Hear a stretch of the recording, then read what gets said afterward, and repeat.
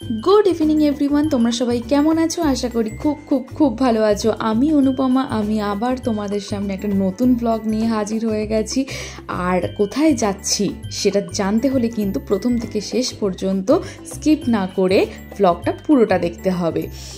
আর আশা করি তোমরা খুব ভালো আছো, আমরাও ভালো আছি। লাগেজপত্র প্যাক হয়ে গেছে, কোথায় যাচ্ছি দেখে নাও তোমরা।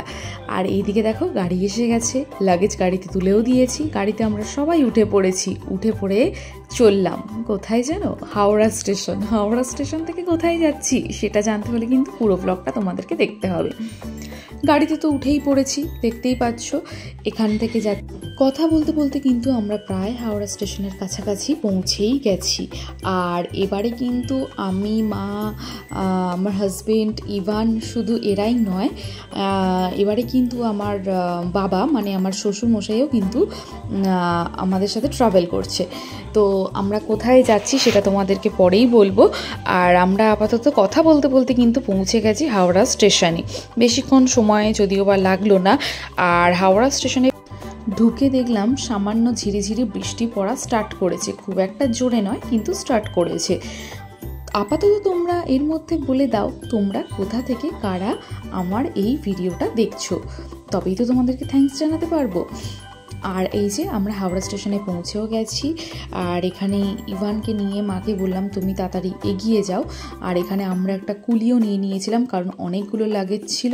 স্টেশনে তো পৌঁছেই গেছি, গিয়ে দেখলাম বেশ ঠান্ডা ঠান্ডা ওয়েদার, খুব একটা গরম লাগছে না। বাবাকে বললাম যে তুমি এখানে রেস্ট করো, আর আমরা একটুখানি চা বা কফি খেয়ে আসি আর তোমার জন্য নিয়ে আসি। তো বাবা বললো হ্যাঁ আমি আর যাবো না, আমি এখানে বসছি, তোমরা যাও। তো আমরা গেলাম। আমরা গিয়ে এখানে প্রথমেই ইভান ও জুস খাবে, তো ওর বাবা ওকে একটা রিয়েলের জুস কিনে দিল। আমি একদম এগুলো পছন্দ করি না, বাট কিছু করার নেই। ওরা এতটাই ছোট, ওরা বায়না করলে না সেই বায়নাটা ওদের মেটাতেই হবে, না হলে ওরা তুলকালাম করে দেবে। তো যাই হোক, সেখানে আর কিছুই করার নেই। আমরা নিয়ে নিলাম 3 কাপ কফি।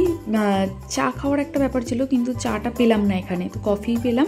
আর কফিটা কিন্তু খুব একটা খারাপও হয়নি আবার খুব ভালোও হয়নি, মোটামুটি ঠিকঠাক যেরকম হয় স্টেশনের কফি আর কীরকম হবে তো সেরকমই।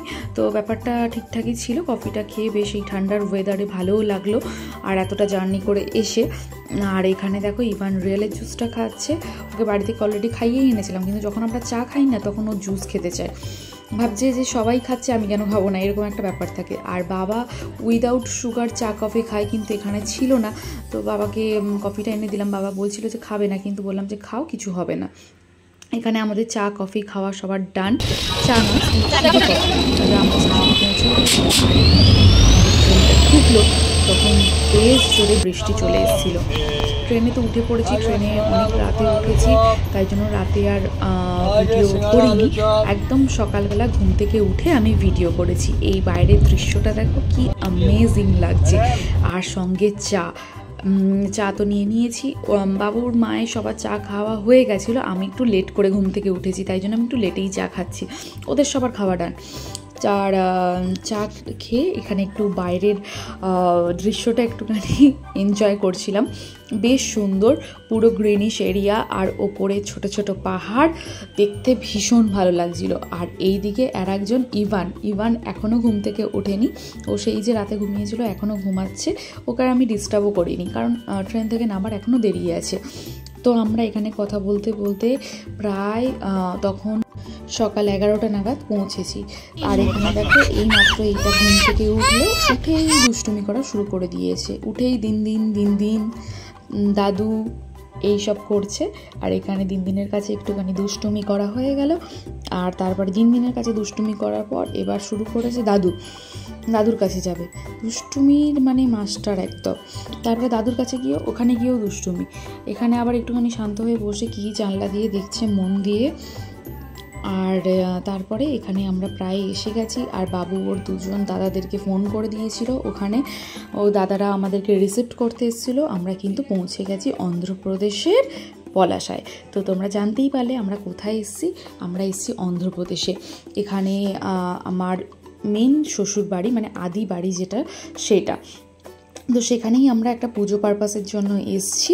তোমরা পরের ব্লগে সবটা দেখতে পাবে। আর আজকের ভিডিওটা ভালো লাগলে কিন্তু অবশ্যই like, comment, share and subscribe করতে কিন্তু একদম ভুলো না। আমরা পৌঁছে গেছি, দাদারা আমাদেরকে নিতেও চলে এসছে। আর এই গ্রামটা কেমন, কীরকম দেখতে, এখানে কি কি হয় পুজো পারপাসে, কী নিয়মকানুন, সবটা নেক্সট ব্লগে জানাবো। সবাই খুব ভালো থেকো, সুস্থ থেকো, টাটা।